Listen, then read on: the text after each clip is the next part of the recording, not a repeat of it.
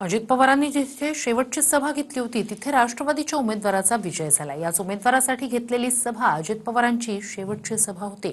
विशेष म्हणजे राजकारण लय वंगाळ झालंय हे वक्तव्यही अजित पवार यांनी याच सभेत केलं होतं। पाहूया। पुण्यातील खेड तालुक्यातल्या ज्या वराळे गावात अजित पवारांची शेवटची सभा झाली होती तिथले उमेदवार शरद बुट्टे पाटील यांच्या पत्नीचा विजय झालाय।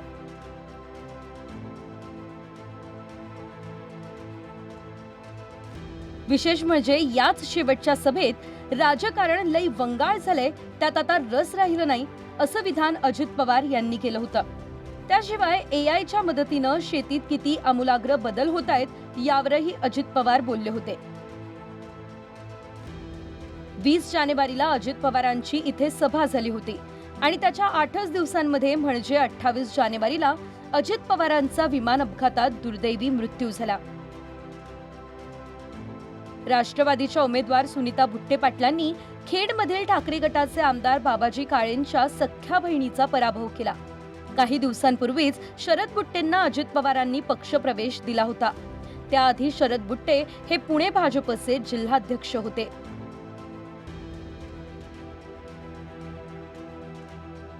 आपलं जे काही मागच्या अनेक वर्ष पवार साहेबांनी ह्या जिल्ह्याचा नावलौकिक हा देश पातळीवर पोहोचवलेला आहे। आता मी तुम्हाला विनंती करतोय, खेडकरांनो, राजगुरू नगरकरांनो, बारामतीमध्ये काल शनिवारपासून कृषक अतिशय चांगल्या प्रकारचं प्रदर्शन भरवलेलं आहे।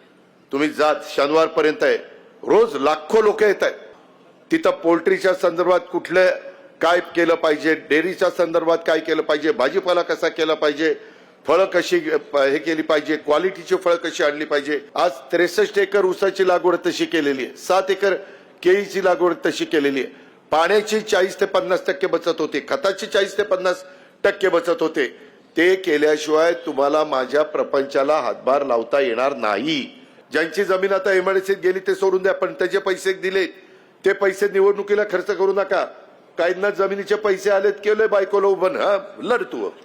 अरे पण वाटोळे पैसे संपल्यावर काय करणार?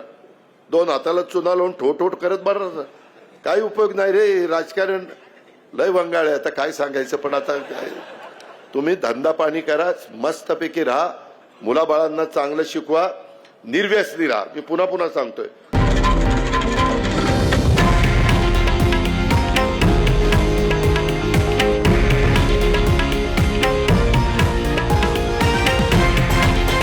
हे आहे देशातील नंबर 1 न्यूज नेटवर्क आणि आपण पाहत आहात TV9 मराठी, एकमेव।